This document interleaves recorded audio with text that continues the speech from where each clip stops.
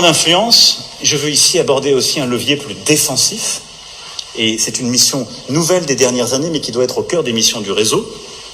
Le monde a changé, je l'évoquais, et notre pays est souvent attaqué. Et il est attaqué dans les opinions publiques, par les réseaux sociaux et des manipulations.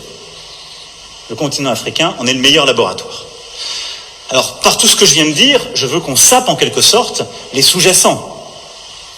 C'est parce qu'on aura une vraie politique partenariale qui passe par la culture, le sport, qui valorise nos diasporas, qu'on enlèvera, si je puis dire, les sous-jacents du narratif russe, chinois ou turc qui vient leur expliquer que la France est un pays qui fait de la néocolonisation et qui installe son armée sur leur sol. C'est ça ce qui se passe.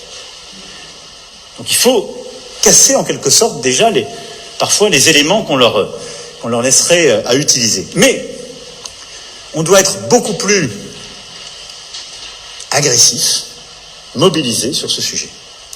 C'est pourquoi nous avons créé ces dernières années un poste d'ambassadeur justement dédié spécifiquement à cette question qui est absolument fondamentale et qui à mes yeux est, comme je viens de l'évoquer, clé et qui permettant justement de travailler sur la diplomatie publique en Afrique permet d'installer notre narratif et de donner nos arguments.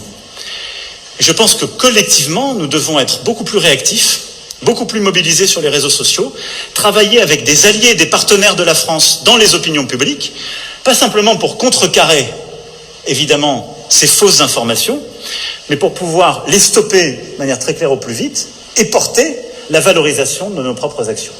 Et à cet égard, nous devons beaucoup mieux utiliser le réseau France Média Monde, qui est absolument clé, qui doit être une force pour nous.